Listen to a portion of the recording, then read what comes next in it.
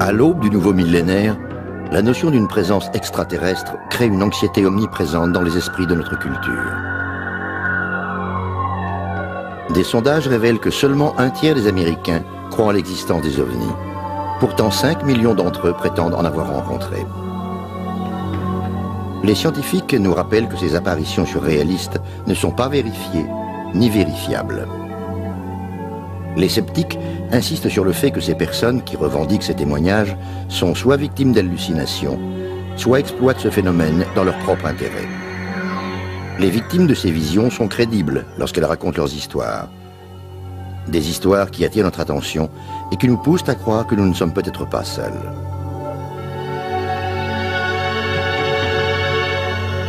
En 1955, au fin fond du Kentucky, un homme se souvient que sa famille a prétendu se battre contre les extraterrestres. Une spécialiste des ovnis a décrit ce qu'elle a vécu lorsqu'elle se trouva face à un extraterrestre. À la proche périphérie de New York, une dizaine d'habitants sont convaincus que des extraterrestres sont apparus dans le parc public. Des études bibliques expliquent que ces croyances sont nées il y a 6000 ans de cela. Toutes les civilisations humaines auraient été influencées par les extraterrestres. La notion d'une vie extraterrestre, fiction ou réalité? Ou est-ce que cela peut être décrit comme inexpliqué?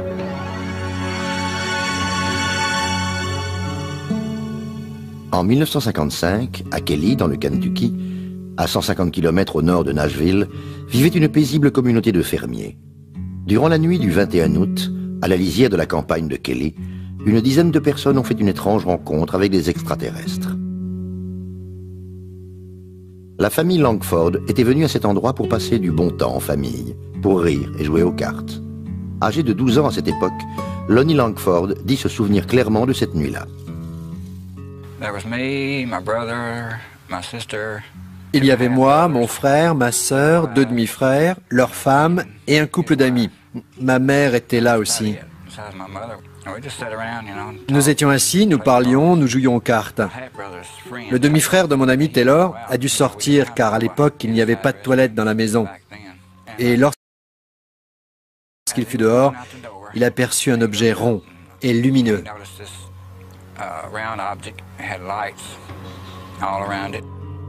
L'invité des Langford a couru en direction de la maison pour raconter ce qu'il venait de voir. Ils ont tous cru à une blague. La partie de cartes ne fut pas interrompue pour autant. Finalement, ils allèrent tous dormir. Tous, sauf la mère de Lonnie. Elle était restée là, debout, avec ses grands yeux ouverts, regardant à travers la fenêtre du salon. Et elle vit ce petit objet planté là. Elle se mit à crier. Ils sautèrent tous de leur lit, tandis que la mère de Lonnie se saisit d'un fusil de chasse. Il a vu ces créatures d'environ 1 mètre, aux pieds et aux oreilles palmées, avec de grands yeux. Les mains étaient palmées aussi. Elles étaient argentées de la tête aux pieds. Elles ne faisaient aucun bruit, aucun son. Elles ne parlaient pas. Elles étaient plantées là, je ne sais pas pourquoi. Tous fixèrent ces créatures flottant dans l'air pendant que les frères de Lonnie leur tiraient dessus. Ils disaient que les balles heurtaient les extraterrestres, mais qu'aucun d'entre eux n'en paraissait affecté. Ces étranges créatures reprenaient leur forme initiale. Ils étaient intacts. On était tous affolés et on a commencé à crier dans tous les sens. Le frère de Lonnie sortit de la maison avec son fusil. Il venait juste de sortir lorsqu'un extraterrestre l'attrapa par les cheveux. Il a réussi à se libérer et il lui a tiré dessus. À en croire l'histoire de Lonnie Langford, sa famille et lui étaient terrifiés de voir ces êtres rutilants encercler leur maison. Lorsque ses frères manquèrent de munitions, ils brandirent leurs lampes électriques. Les rayons lumineux scintillaient dans le ciel, et la famille fut surprise de constater que ces créatures argentées se dissipaient dans l'obscurité. Ils n'ont pas essayé de nous faire mal, ils n'ont pas essayé de nous brusquer. Je pense qu'ils avaient plus peur de nous que nous d'eux. Vous voyez, j'avais peur, j'avais réellement peur. Je vous dis la vérité. Est-ce que Lonnie Langford dit la vérité, ou est-ce le scénario inventé par une famille qui aurait perdu la raison? Mais ce que nous savons aussi, c'est que durant la même nuit, d'autres résidents du voisinage ont témoigné avoir aperçu des formes météoriques lumineuses accompagnées d'un étrange vrombissement. Lorsque la famille Langford témoigna, la police, la gendarmerie et même des soldats de la base militaire limitrophe, Fort Campbell, sont venus recueillir leurs témoignages. M. Russell Ferguson, un officier de l'État du Kentucky, enquêta sur les lieux de l'incident. Il ne trouva aucune preuve tangible pour être convaincu de l'histoire de la famille Langford. La seule chose que nous ayons trouvée là-bas, c'est une famille complètement perturbée, choquée, et qui jurait que des petites créatures argentées, aux grands yeux et avec de grosses têtes, avaient tenté de s'introduire dans leur maison. Monsieur Philippe Imbrogno, professeur de sciences, jugea que l'histoire de la famille Langford était incontestable. Il pense qu'ils avaient effectivement pu rencontrer des extraterrestres. C'est le genre de situation qui est très convaincante, parce que, dans ce cas, vous avez une famille qui ne se soucie guère des ovnis. Et tout à coup, ces êtres viennent sur leur terrain. Ils leur tirent dessus, etc. Depuis ce jour, ce genre de témoignage m'a convaincu que nous devrions reconsidérer, de temps en temps, le fait que des extraterrestres puissent se poser sur cette planète et tenter de rentrer en contact avec notre société. Durant la période où les Langford eurent cette apparition, au milieu des années 50, les Américains des quatre coins du pays furent captivés par l'espace. Une nouvelle vague de films de science-fiction naquit à Hollywood. Une majorité de ces films s'articulait autour de l'inquiétude de la guerre froide. Les habitants de la région étaient endoctrinés par les films, les livres, les articles de presse de science-fiction. C'était très populaire à l'époque. Mais il ne faut pas oublier que ces gens étaient de véritables paysans et des fervents religieux de croyances protestantes.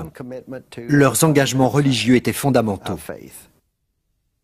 Alors que les Langford clamaient être de fervents chrétiens, est-il possible qu'ils aient voulu se démarquer face aux autres religieux ce fameux dimanche après-midi?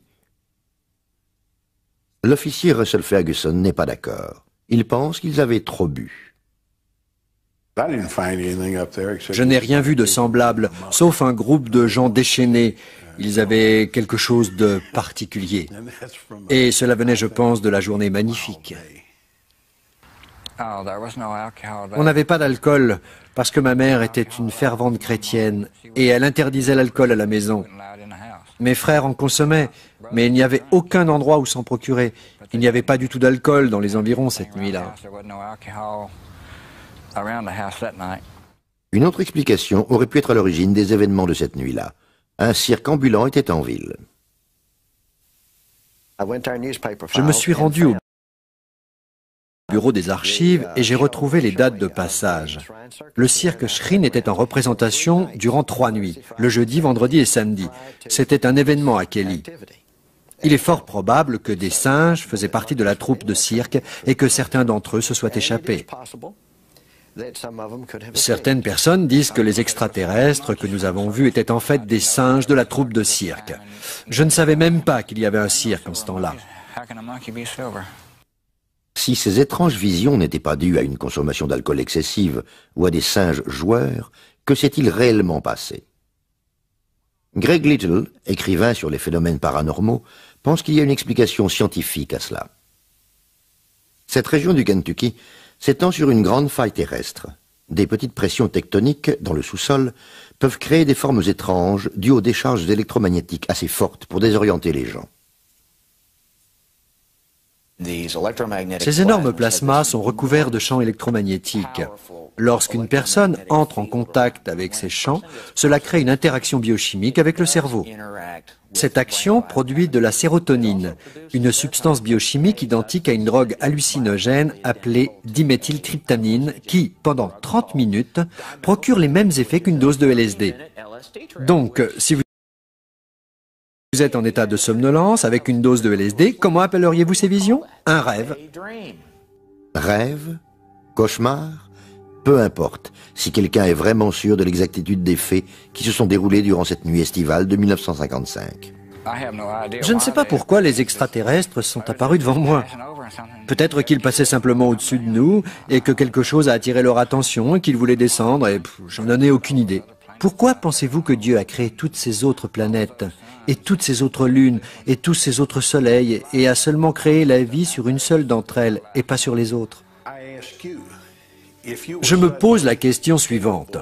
Si vous aviez la possibilité d'aller sur Mars, sur le Soleil, ou n'importe quelle autre planète, et que vous reveniez sur Terre avec toute cette technologie dont vous avez bénéficié, il est évident que vous ne reviendrez pas à Kelly dans le Kentucky. Alors que nous avons la capitale et d'autres grandes villes. Non, je ne pense pas.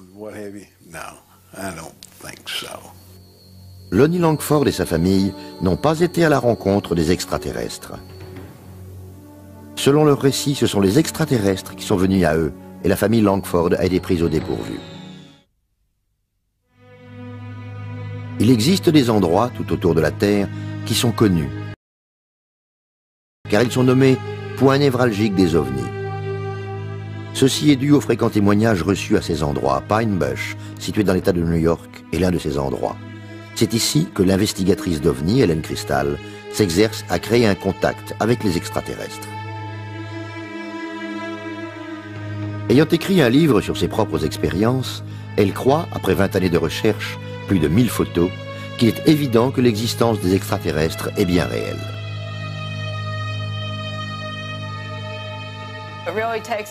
Il faut avoir une forte mentalité pour faire ceci tout en étant cohérent et de ce fait vous vous mettez à faire des recherches. Je veux dire que ce sont les gens comme moi qui tentent d'accumuler les recherches et finalement ça devient concluant. Ils provoquent des rencontres avec les extraterrestres en utilisant des appareils spécifiques et des appareils d'enregistrement. Durant les années 80, Helen fut la première personne à effectuer des recherches sur les extraterrestres dans la région de Pine Bush. À cette période, un médium lui a confié qu'elle avait été soignée par des extraterrestres alors qu'elle avait une grave maladie infantile. En fait, elle m'a d'abord expliqué puis m'a dit « Quand tu avais 4 ans, tu étais très malade. J'ai vu ce vaisseau à côté de cette maison blanche. Ils sont venus et t'ont guéri. » J'ai répondu « Effectivement, j'étais très malade. J'étais malade pendant 8 mois, je pense qu'à cette époque j'avais 2 ans. » Cette explication encouragea Helen à poursuivre son rêve de rencontrer des extraterrestres. Voici son histoire. Elle prétend que le 7 août 1980, elle a vécu une intense rencontre avec les extraterrestres qui a satisfait sa curiosité, peut-être beaucoup plus qu'elle ne l'avait espéré. Ma seule motivation fut que je ne voulais pas inspecter un nouveau champ tant que je n'avais pas été dans les autres. Je voulais être sûre que le terrain n'était pas dangereux parce qu'il y a beaucoup de ruisseaux et de clôtures et on peut facilement trébucher. Le premier signe était à quelques mètres de là, donc je me suis rapprochée. À première vue, il y avait des faisceaux lumineux. J'ai vu une immense lumière éclairant les arbres de l'autre côté de la rue. Je n'étais pas sûre de ce que je voulais faire, je pensais qu'ils allaient m'affronter. Helen releva le défi. Elle parcourut la zone d'un champ à l'autre tout en faisant attention. Prenant son courage à 2 mains, elle retourna à l'endroit où elle avait aperçu pour la première fois cette lumière mystérieuse. Elle dit avoir pénétré dans la lumière qui traversait les arbres. Elle avait vu quelque chose qui ressemblait à un papillon de nuit. Elle se baissa et vit des jambes qui couraient ça et là. La chose a semblé courir à travers champs jusqu'à s'enfoncer dans les broussailles. Mais c'est autre chose qui m'a intriguée. Celle qui envahissait le champ, puis s'est arrêtée et m'a entourée. Les extraterrestres à Pine Bush faisaient à peu près 1,10 m de hauteur. Ils ne portaient pas de vêtements. Ils étaient beiges, un beige très pâle. Ils étaient très minces. Ils avaient une grosse tête, sans cheveux. Des yeux jaunes, immenses, qui recouvraient les côtés du visage, et ces yeux fixaient ma lampe électrique. Helen se sentait saisie d'une force irrésistible due aux radiations émanant de ces créatures. Je veux dire, ils voyaient. Si tu regardes quelqu'un de cette taille, tu ne penses à rien de la même façon que lorsque tu regardes un enfant. Puis tu ressens cet impressionnant sentiment de force. Et je pense que c'était cela à ce moment précis, moment où j'ai probablement décidé de partir. C'était probablement l'un des facteurs décisifs de mon départ. Effrayée et épuisée, elle conduisit jusqu'à un parking désert et reprit ses esprits. Je ne pouvais plus supporter tout ce stress. J'étais tellement paralysée de peur et je me souviens que mon cœur battait à 100 à l'heure. Je veux dire, j'étais totalement saisie de panique. Je commençais à transpirer. En dehors de ses recherches, Helen Krista a développé différentes théories concernant la venue des extraterrestres sur Terre.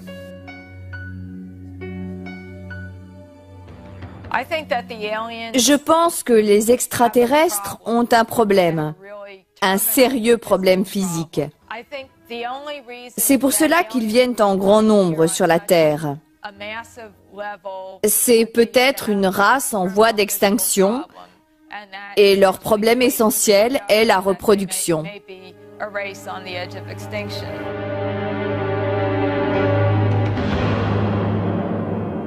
Est-ce que les déclarations d'Helen Krista concernant les incursions d'extraterrestres dans le nord de l'État de New York peuvent être prises au sérieux? Ou alors contribue-t-elle à la création d'un mythe des temps modernes? Le professeur de sociologie de l'université de Northwestern, Bernard Beck, pense que c'est le cas. Un certain nombre de personnes prétendent que lorsque les extraterrestres viennent, ils sont si intelligents et si doués, uniquement par le fait qu'ils soient là, qu'ils amènent avec eux toutes sortes de choses qui rendent notre vie meilleure et qu'ils prennent soin de nous. Comme n'importe quelle chose créée par des gens ordinaires dans la majorité des cultures, comme discuter dans un bar devant une bière, cette rencontre extraordinaire crée un sens de la culture, des perspectives, et finalement les choses se passent comme elles le devraient. Selon Philippe Imbrogno, chercheur spécialiste des ovnis, les espérances d'Hélène sont tellement fortes, conjuguées à la fascination qu'elle a pour la science-fiction, que sa crédibilité est sérieusement compromise. Je suis certain qu'Helen Krista est très sincère dans ce qu'elle entreprend. Je me pose des questions sur ses méthodes d'investigation et sur les conclusions qu'elle en a tirées. Lorsqu'elle prend en considération ces témoignages, elle dit que ça ne peut pas être autre chose que des extraterrestres. Oui, d'accord. Lorsque j'examine ces témoignages, c'est évident, il y a quelque chose qui se passe ici. Il y a trop de phénomènes inexpliqués, mais je pense que ces témoignages ne sont pas assez solides pour expliquer que les extraterrestres descendent de ces vaisseaux de l'espace. Beaucoup de visions d'extraterrestres se produisent dans la vallée d'Hudson, non loin de l'aéroport international Stewart, près de Pine Bush. Monsieur Ken Noé, ancien contrôleur et directeur de l'aéroport, aujourd'hui à la retraite, a l'habitude d'entendre ce genre de révélations. Les gens peuvent voir des météores qui offrent des vues spectaculaires parfois. La plupart des visions dont j'ai entendu parler se déroulent le soir. De nombreux avions sont équipés de lumières aux configurations différentes. Et si les gens passent tout leur temps à regarder le ciel, ils peuvent apercevoir des choses insolites. Pour brouiller les pistes, durant les...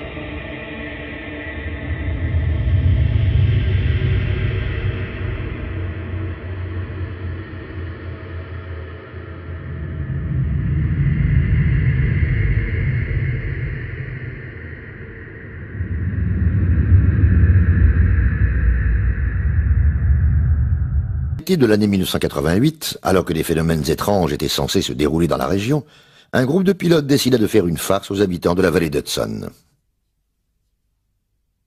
Ils ont volé dans un étrange dispositif, comme dans un avion en forme de V qui ne faisait pas de bruit, et il paraissait très impressionnant. Ça paraissait tellement énorme que les gens ont tout de suite pensé à des extraterrestres, ce qui était probablement la première intention du pilote qui voulait se moquer d'eux. Cet événement a causé une grande frénésie pendant des années. Ken Noé et ses collègues se souviennent avoir été sceptiques face aux déclarations d'Helen Krista et la présentation de sa bande vidéo sur les ovnis. J'ai jeté un coup d'œil sur son travail, sur quelques photos qu'elle a prises, et je pense qu'elles sont sûrement douteuses.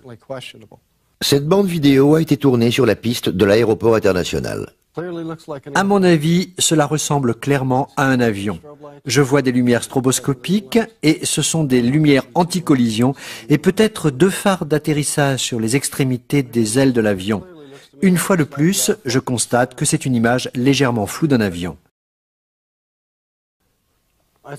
Je pense que vous pouvez voir clairement que c'est un grand avion à réaction. À cet endroit de la cassette, vous pouvez même entendre un bruit des moteurs. À mon avis, c'est un avion. Les images d'Hélène ne sont plus crédibles après avoir été examinées par des experts. Un autre problème se pose, elle a toujours été seule lors de ses prises de vue. Monsieur Hubert de Lézal, professeur de psychologie, dit que lorsque le médium a dit à Hélène qu'elle avait été guérie de sa maladie par des extraterrestres, cette révélation a dû lui créer des illusions d'optique. Je suis certain que les gens en parlaient. La famille a probablement déploré, pleuré. On lui a certainement dit qu'elle allait mourir et qu'elle avait des chances que sa maladie guérisse. Et donc, on lui a dit qu'une personne hors du commun, une personne qui n'appartient pas au corps médical, est capable de la guérir. C'est la chose la plus importante qui lui soit arrivée dans sa vie. Elle est vivante. Psychologiquement, je compare cela à quelqu'un qui, à un moment donné de sa vie, apprend qu'il ou elle a été adopté. L'isolement géographique dans le cas d'Hélène Crystal, ou l'isolement social, comme dans celui de la famille Langford, dans le Kentucky, est un obstacle à leur certitude quant à la présence d'OVNI. Cependant, il y a à peu près 20 ans, une dizaine de témoignages ont été recensés dans un parc public du New Jersey, à quelques centaines de mètres de la ville de New York.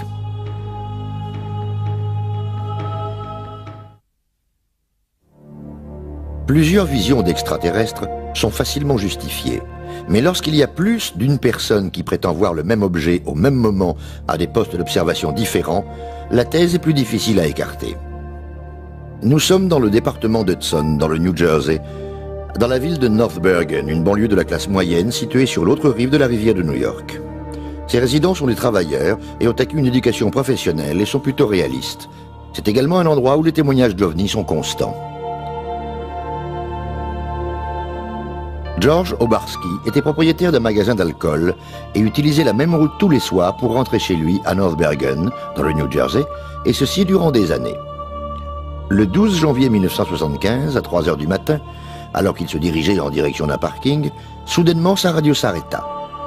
Il raconta son histoire ultérieurement à l'enquêteur Bud Hopkins, qui enregistra sa version à l'aide d'un dictaphone.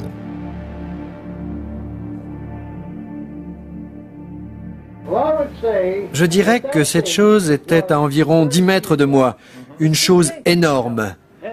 Elle semblait mesurer à peu près 2 mètres. Elle ressemblait à un pancake, toute bouffie comme un pancake. Et cette chose s'est posée juste devant moi.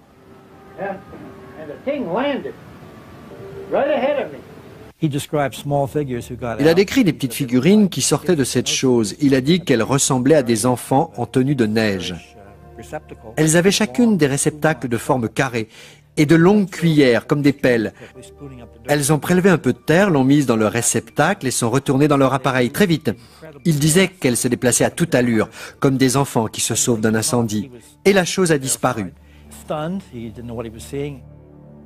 Même après être rentré chez lui, George Obarski était encore tremblant, terrorisé par ce qu'il avait vécu.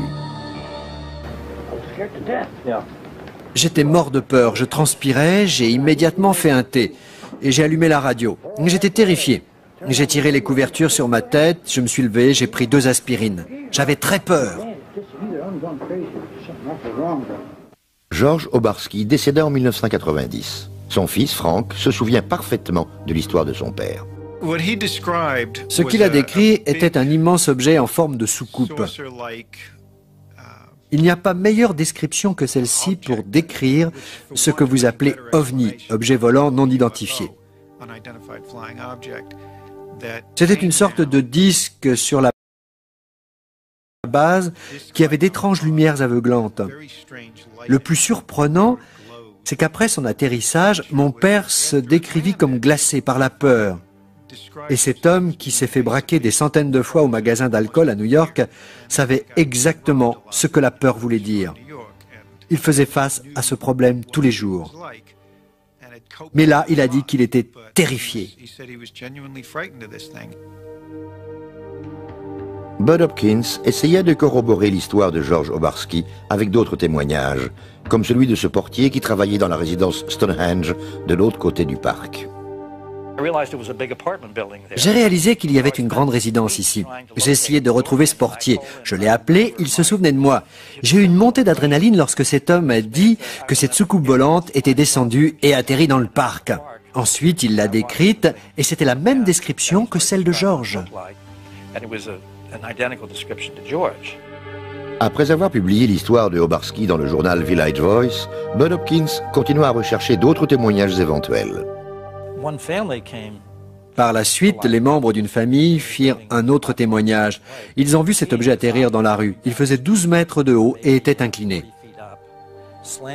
Ils en ont fait une description très précise. Et bien que la mère fût malade, elle a couru en chemise de nuit, pieds nus, avec le père. Ils ont suivi cette chose qui descendait la rue.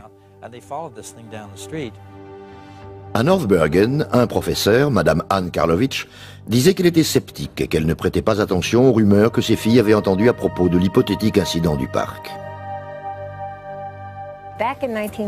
En 1975, nous avions entendu cette histoire d'incident sur cette soucoupe volante dans le parc. Donc ma fille et ses copines s'y rendirent. Elles sont revenues en courant pour me dire qu'elles avaient vu des traces de brûlures en forme de cercle gravées dans la pelouse. Dans la résidence Stonehenge, il y a une grande façade vitrée et celle-ci a été cassée par un faisceau lumineux provenant de cette soucoupe volante. Les enfants étaient terrifiés. Frank Obarski s'était rendu à cet endroit avec son père. Il savait que son père était un homme pragmatique, donc c'était difficile pour lui de comprendre pourquoi il croyait tant ces faits irrationnels. Il ne semblait pas trop s'intéresser à des choses qu'on ne pouvait pas justifier ou qui n'appartenaient pas à la routine quotidienne.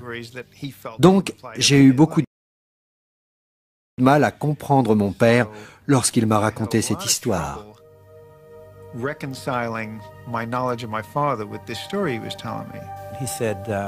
Il m'a dit, tu sais, j'ai vécu une longue et belle vie, la plus honnête et la plus honorable que j'ai pu vivre. Un homme ne vit pas ainsi 70 ans pour tout laisser tomber. La région nord de Bergen avait été le théâtre d'autres événements et d'autres histoires d'extraterrestres semblables à celles rapportées par le témoignage de Obarski.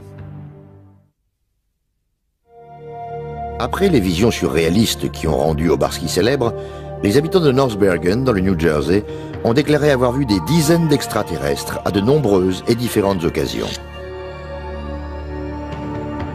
À l'aube du 6 juillet de l'année 1986, l'homme d'affaires Ron Lee et l'artiste Lynette Tanapi admiraient le lever du soleil de la terrasse de leur appartement, à la résidence Stonehenge. Je me disais, oh mon Dieu, quelle est cette chose dans le ciel? Je ne cessais de la fixer. J'ai vu quelque chose qui n'est pas identifiable. Ninetta et moi ne cessions de la regarder et ça ne bougeait pas, ça ne faisait pas de bruit. Et on la suivait des yeux en se demandant ce que cela pouvait être. Si cette chose faisait un bruit de moteur, j'aurais été moins méfiante. Mais cette chose immense était si silencieuse. C'était un objet d'une forme très impressionnante. C'était d'une forme ovale avec 3 paires d'yeux sur la base. Cet objet est resté immobile dans le ciel pendant 5 à 10 minutes. Et ensuite, d'un seul coup, il a volé en direction du sud, à une vitesse incroyable. Il est parti d'une traite en accélérant jusqu'au moment où il ne fut plus visible. Juste après cet instant, nous avons entendu un vrombissement et nous avons vu un avion militaire à sa poursuite. Le jour suivant, de nombreux témoignages relatant cette apparition furent diffusés dans la presse. Ninetta ne faisait pourtant pas partie de ces gens qui passent leur temps à appeler les médias.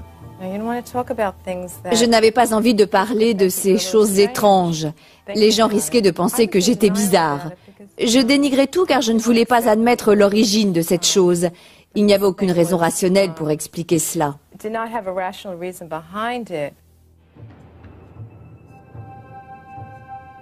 2 ans après, dans la même région du New Jersey, Dave DeLia déclara avoir vu un ovni le jour de la Saint-Patrick de l'année 1988 au-dessus du parc d'Hudson.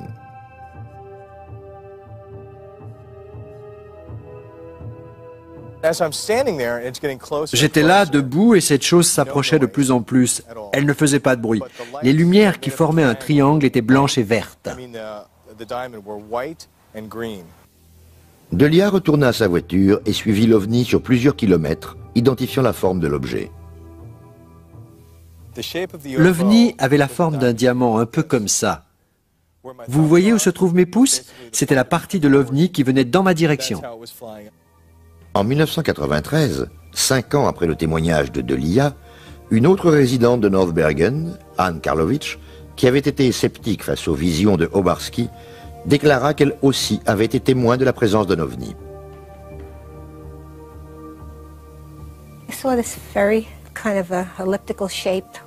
J'ai vu cette forme ovale avec de larges lumières aveuglantes. En la regardant, je me suis dit, mon Dieu, mais qu'est-ce que c'est? Et c'était bien ce que je pensais, ça bougeait très lentement. Alors j'ai fait demi-tour avec ma voiture et ça a disparu. Je suis rentrée à la maison en racontant ce que je venais de voir à mon beau-fils et il m'a dit qu'il l'avait vu lui aussi.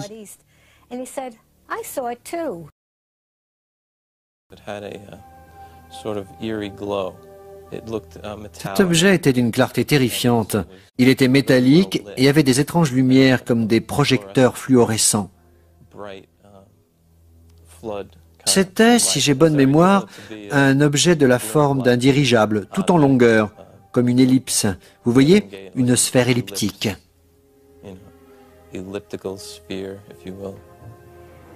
Joe Bache se souvient avoir lu le jour suivant dans les journaux que tous les dirigeables de la région étaient restés au sol à cause du mauvais temps. Je sais que ce n'était pas ça. Je sais que ce n'était pas des lumières qui traversaient les nuages, ou une météore, ou rien de semblable. Je pensais que c'était un avion du gouvernement, comme ceux de l'Air Force. Ils ne divulguent jamais leurs nouvelles armes de combat. Ce n'était pas un avion, ce n'était pas un hélicoptère, c'était une sorte de dirigeable.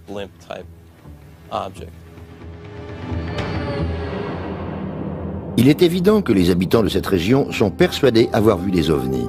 Mais est-ce que ces ovnis ont un rapport avec les extraterrestres? Depuis la Deuxième Guerre mondiale, les témoignages d'apparitions d'ovnis ont progressé, au point de créer un système de classement, un moyen de différencier les témoignages reçus.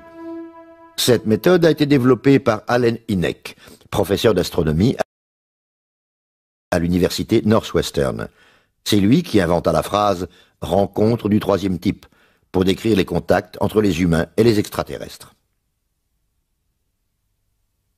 Philippe Imbrogno a collaboré à l'élaboration du dernier livre de Hynek en 1987. Ils ont recensé tous les témoignages provenant de la côte est des États-Unis. Philippe Imbrogno disait qu'il se comptait par milliers. À partir du moment où j'ai commencé à enquêter sur d'autres cas de témoignages, j'ai réalisé que je venais juste de toucher la pointe de l'iceberg.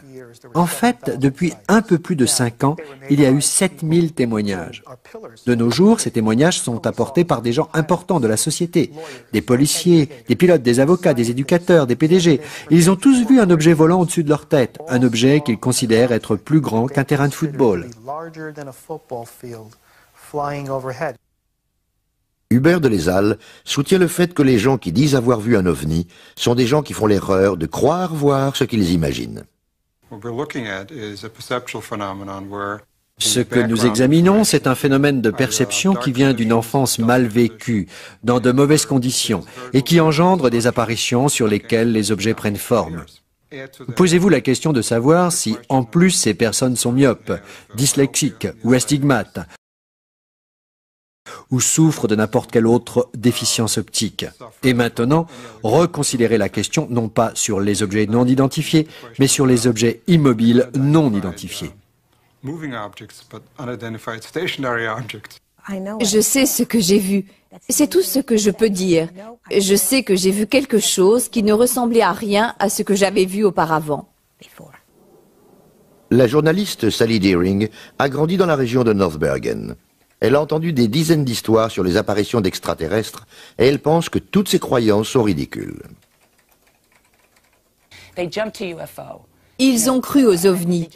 Vous savez, je pense qu'ils ont bondi sur ce phénomène trop vite. Il y a différentes façons d'expliquer toutes ces choses que l'on voit. Les gens veulent croire en quelque chose. Je me souviens au début des années 70, on lisait un livre. Vous savez, Robert Heinlein est un étranger sur une terre étrangère. Un livre de Kurt Vonnegut. On appréciait la science-fiction pour ses métaphores, par rapport à notre façon de penser à l'époque. Est-ce que les personnes qui pensent voir des extraterrestres confondent la science-fiction et la réalité? Selon le professeur Dolezal, les gens qui revendiquent avoir vu des ovnis et des extraterrestres sont peut-être en train d'expérimenter un besoin psychologique. Quelque chose de plus grand qu'eux, par conséquent, quelque chose qui prend possession de leur réflexion et qui a peu ou pas du tout de support. Je pense que ce qui arrive à ces gens, c'est l'effet de masse. C'est très normal d'être inclus et de faire partie de ce genre de choses. C'est devenir de plus en plus accepté. Les expressions suivantes « tu es fou » ou « il y a quelque chose qui ne va pas dans ta tête » ou « tu es un menteur » sont devenues obsolètes. Je pense que les gens ont l'esprit plus ouvert. Maintenant, les gens ont envie de vivre quelque chose d'excitant et d'en faire partie. La découverte spatiale est entrée dans les mœurs. Les images sont populaires, tout comme la découverte des planètes. Le monde des croyances est en mouvement.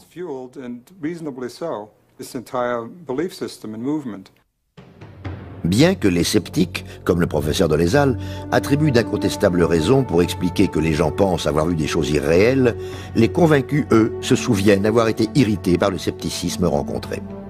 Frank Obarski reste perplexe face à la soi-disant expérience de son père. Cela lui faisait de la peine de voir que les gens ne le croyaient pas. Et c'est ce que je trouvais de plus triste dans tout le contexte de cette histoire. C'est ce qui m'a le plus ennuyé. Je suppose que ça fait peur parce que c'est l'inconnu. Vous savez, les choses qui ne nous sont pas familières nous effraient. C'est venu et c'est reparti. Je peux avoir tort, bien sûr, mais c'est la seule fois de ma vie où j'ai vu quelque chose d'inexpliqué.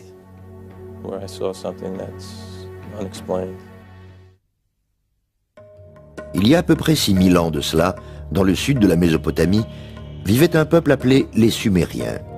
Ils étaient très en avance sur leur époque. Comme les anciens Égyptiens, de nombreux aspects de la civilisation sumérienne sont empreints de mystère. Zecharia Sitchin étudie les textes bibliques et est expert en civilisations anciennes. Ses études lui ont permis d'avancer l'hypothèse que les Sumériens étaient influencés par les extraterrestres. Cette civilisation s'est élevée à un très haut niveau en peu de temps, un niveau peut-être jamais atteint, même de nos jours. Ils avaient acquis des connaissances incroyables sur le ciel, l'astronomie, les mathématiques. Ils avaient atteint les sommets de la connaissance. Ils furent les premiers à inventer la roue. Ils connaissaient l'art, la musique, la danse, les lois, les tribunaux, les juges, tout ce qui est essentiel à une civilisation. Et toutes ces connaissances naquirent il y a 6000 ans, extrêmement rapidement.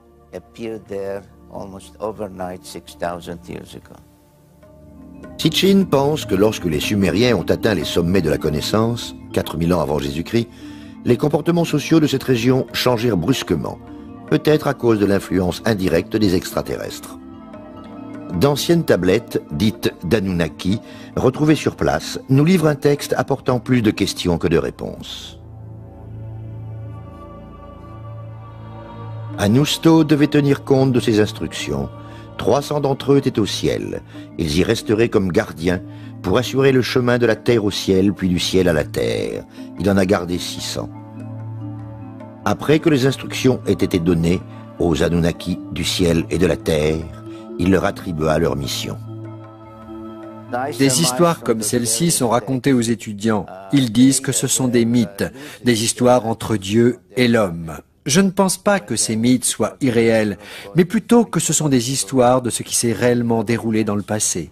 Sitchin pense que ces anciens mythes sumériens décrivent notre système solaire comme composé de 12 corps célestes, les 9 planètes connues, plus le Soleil et la Lune.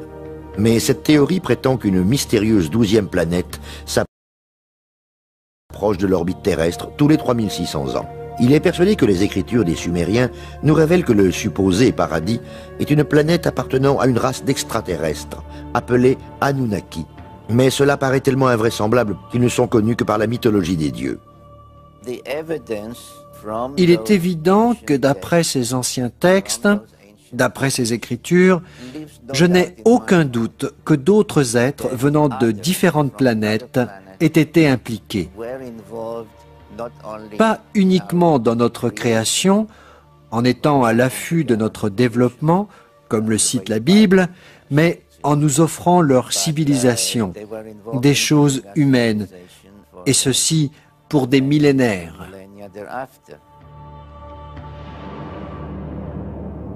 La quasi-totalité des études faites sur les Sumériens rejette les hypothèses du professeur Sitchin. Le professeur Miguel Civil prétend que les Sumériens développaient les mêmes comportements que le reste de l'humanité. D'après mon expérience, il n'y a rien dans l'évolution de la culture du sud de la Mésopotamie qui ne peut pas être expliqué par l'évolution normale de la culture en général. Le professeur Miguel Civil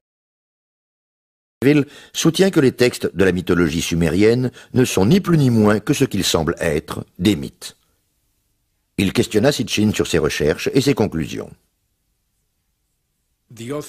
L'auteur mélange plusieurs langues et explique une forme de langage par une autre.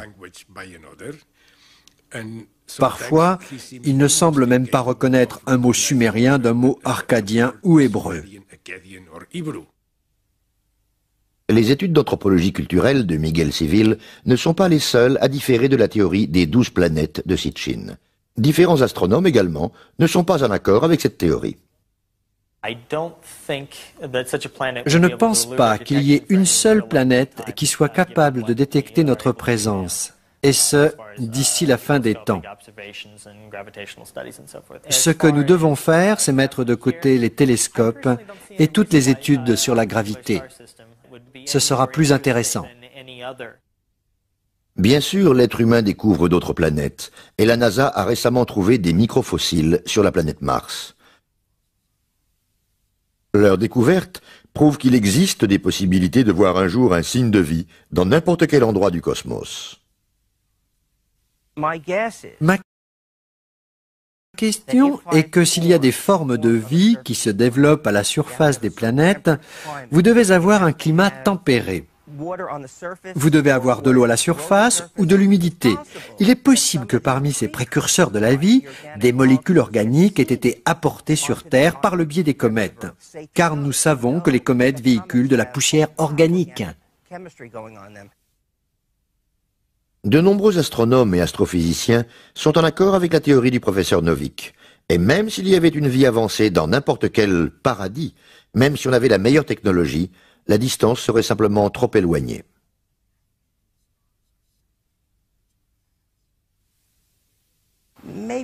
Il existe peut-être une civilisation avancée dans notre galaxie. Mais si vraiment il y en a une, elle est beaucoup trop loin. Il n'y a aucune chance de la voir un jour. Elle est à des centaines d'années-lumière d'ici. Il n'y a aucune chance. On n'aura jamais de visite.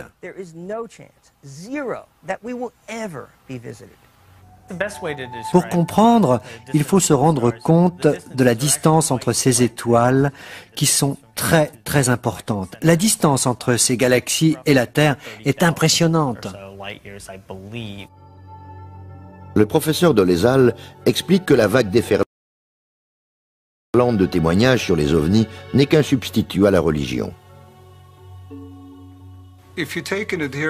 Si vous croyez à l'être divin, à Dieu, aux croyances religieuses, et même si vous n'êtes pas croyant, nous avons un besoin de sentir qu'il y a quelque chose de plus puissant au-dessus de nous. Une technologie avancée, et cela me paraît être un substitut convenable pour les croyances religieuses.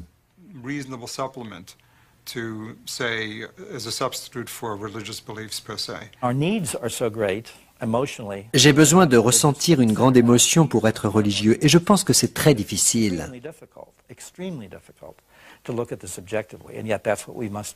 Toutes les civilisations ont vécu cela. Elles ont toutes été marquées par l'existence des extraterrestres.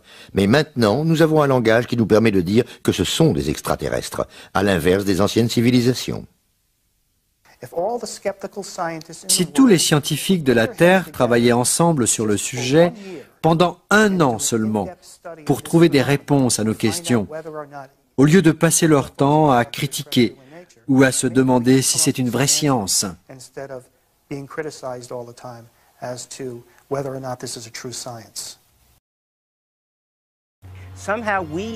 Parfois, un scientifique doit expliquer aux gens ce qu'il comprend réellement.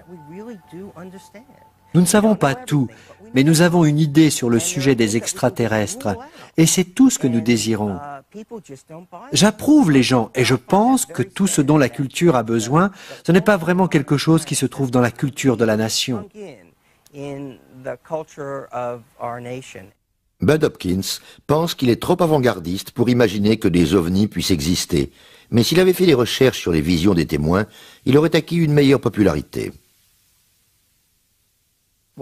Eh bien, je voudrais dire que c'est un phénomène incroyable, peu importe le point de vue de chacun. C'est une découverte incroyable pour l'homme.